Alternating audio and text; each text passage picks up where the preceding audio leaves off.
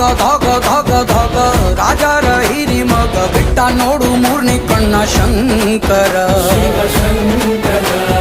ತಾಗ ತಾಗ ತಾಗ ತಾಗ ಮೊಚ್ಚೆಟ್ಟು ಬೀಳುವಾಗ ಕೈ ಕಾಲು ಲಕ್ಷು ಶಿವ ಶಂಕರ